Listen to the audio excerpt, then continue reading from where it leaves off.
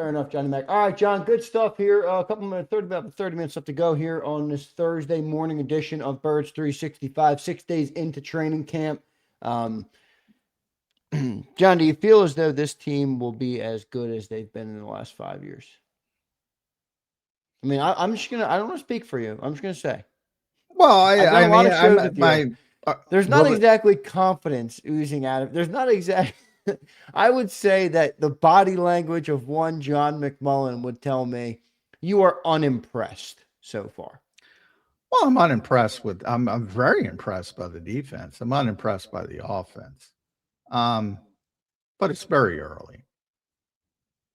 You know, generally this team has been odd year, good, not great, even year, great. So they're great in 22 and 24. That bodes well if you're a numerology person. I am not. I think they're closer to 23 and 25. They're a good team, but they have an obvious deficiency. And can they get that up to speed to be a true championship contender? But they're going to be good. It's just, they're going to make the playoffs. The question is then, are they going to win 11 games and be one and done? Or are they going to win 13 games and make a run? Right now, I'd lean more to 11 and one and done than 13 and true championship contender. You think the offense will turn the corner from winning in spite of them to winning because of them? Some weeks? Well, you never know on an individual week. Consistently, no. This team will be led by the defense. This is a defensive team. And the running game on offense. It's a defense running game team. I mean, can they have a big game? Yeah, everybody can have. I always bring up Sixers talk. Willie Burton once scored 50 points in a game. Of course, they're NFL players. Of course they can have a big week. Consistently, no. The defense is going to carry this team. Into a similar vein, that doesn't mean the defense is not going to. They can have a bad week. But consistently, they'll be one of the better defenses in the NFL. What do you think Nick Sirianni's doing differently this year in terms of learning from maybe where he went wrong the last year or last, times that he feels as though he needs to learn from? A lot of people say, John, Nick doesn't have answers when it goes bad. I disagree with it, but that's a common. Yeah, it is a common. It's become a trope. I think the assumption is that. Like, I think there's too much assumption that the video game mentality of you just press a button and you're pressing the wrong button. Like maybe there is no button. Like you said, you had 3 buttons to fix this echo issue. Maybe there is no button to press. Yeah, well, that's the case for me too right now. That's what I think people don't understand. Like, oh, well, he just doesn't have a job. Well, maybe there's no job. What I find ironic is, and I just heard this morning, is that it was a similar framing of he didn't have the answers. You have to have the answers. And then they didn't change anything. And then I kid you not, 2 sentences later, it was they took the running game away from Jeff Stelling. That's a change, isn't it? Right. It doesn't make any sense to me. Like he was pushing buttons. Yeah, right. They went understand. They did everything they're doing right now last year, starting with the Minnesota game. Now they're doing it.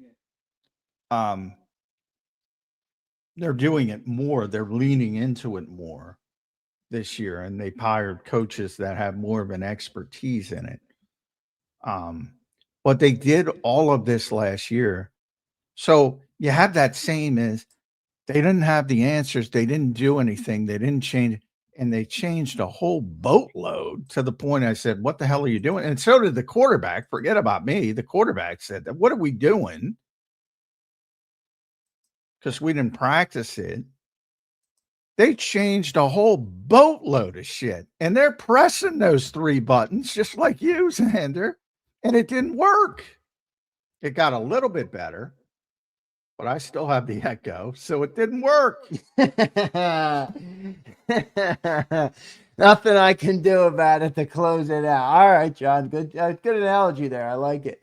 All right, John. Moving into a couple other topics here to close out this Thursday show. What do you make of some of the deals happening around the NFL this week? All right, Bijan Robinson gets a massive deal on this show today. Jonathan Taylor gets a big old contract, a 2-year extension for him. Yesterday, a division foe of the Eagles, the Washington Commanders, signed Stephon Diggs. A couple moves happening around the NFL. Johnny Mac, what do you make of some of them?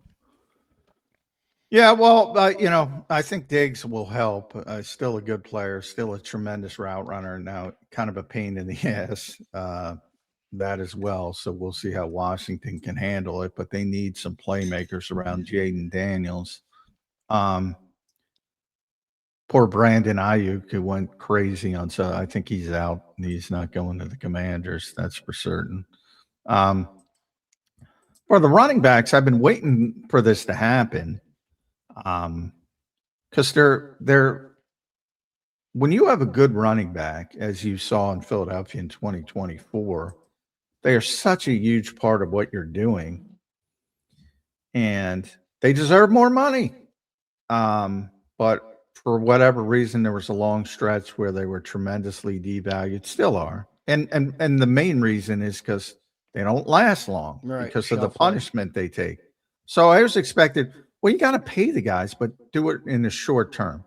So Taylor got 2 years, $44 million.